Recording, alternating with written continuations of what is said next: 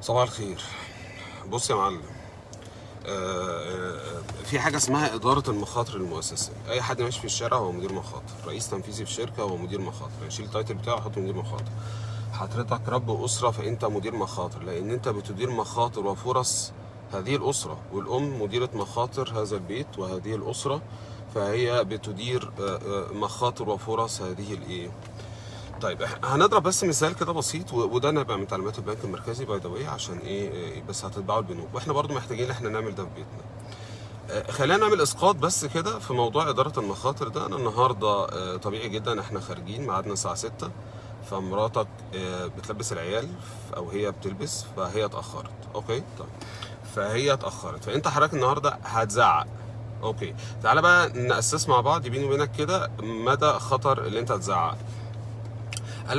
قال لك في اداره المخاطر بتعمل في حاجه اسمها انهيرنت ريسك، خطر متاصل، وريزيدوال ريسك، خطر متبقي.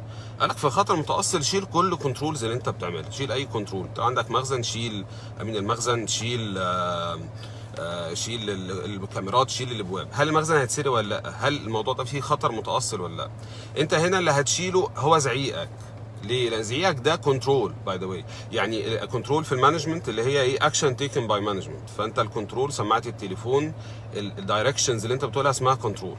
طب وات اف اللي احنا ما عملناش الكنترول ده، شلنا الزعيق، بنأسس الريسك. ايه اللي هيحصل؟ هي هتأخر ساعه، فبالتالي مش هتزعق لها او هتزعق العيال، فهي مش هتوتروا، فالعيال مش هتتوتر، فهي هتنزل مبسوطه. فانتوا اتاخرتوا ساعه بس على الخروجه، طالما ما فيش يعني حاجه ايرجنت يعني، فبالتالي الخطر المتاصل ولا انهيرنت ريسك ده قليل. الخطر ايه؟ قليل، خطر متاصل.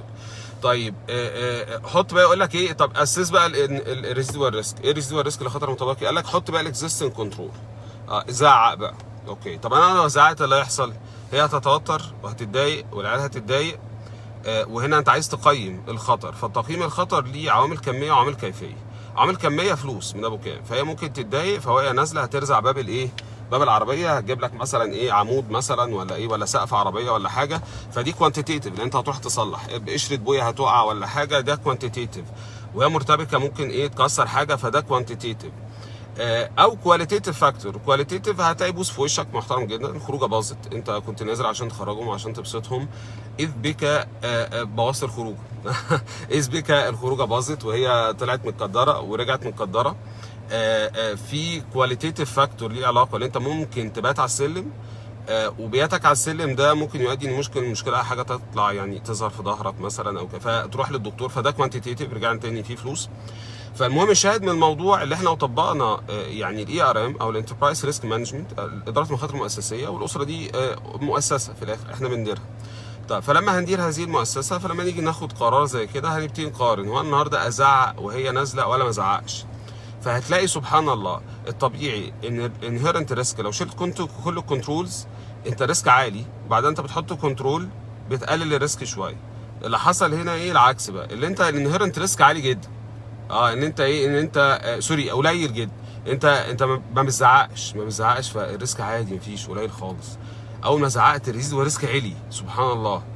فده بيقول لنا ايه الاكشن بلان، ايه بقى اللي احنا ما نزعقش. بضرب لهم مثل دايما كده، لما في عماره مثلا لسه بتتبني واحنا ماشيين كده، فلقيت ايه، في حد حاطط شبابيك حديد وباب مصفحه على الايه. طلعت فوق بفتح الباب لقيت شقه فاضيه، فبقول له انت ليه حاطط كل الكلام ده؟ قالك عشان ما تتسرقش. قلت له ما فيهاش حاجه تتسرق اصلا، هي ما فيهاش انهيرنت ريسك، ما فيهاش خطر متاصل عشان تتسرق. امال انت عملته ده كله ايه؟ الريزيدوال ريسك عالي في شكل ايه، اللي هو خطر متبقي، اللي انت هدرت فلوس، انت عملت كل المصاريف ده على الفاضي، انت عملت الزعيق ده على الفاضي، في الاخر ايه الموضوع باظ. فده اللي تعليمات البنك المركزي برضو، بحيث ان احنا ايه نطبق اداره منهجه المخاطر في حياتنا الشخصيه، في حياتنا الزوجيه، لان دي من اهم المؤسسات اللي احنا عايشين فيها. فلو المؤسسه دي تم اداره مخاطرها بشكل صحيح، فبالتالي مش هندير ازماتها بشكل اللي احنا الناس تتطلق وزي ما نرجع تاني، هو مش عشان هو مش فاهماه وهي مش فاهمها. هي كل القضيه ان هو لما الناس تفهم بعض وتاخد قرار صحيح، تاخد كنترول صحيح، هنقلل نسب الطلاق، هنقلل نسب العصبيه، هنحب بعض، الحياه تمشي لطيفه. فهي سبحان الله هتيجي تقول والله فهمني، وهو سبحان الله هيجي يقول هي فاهماني.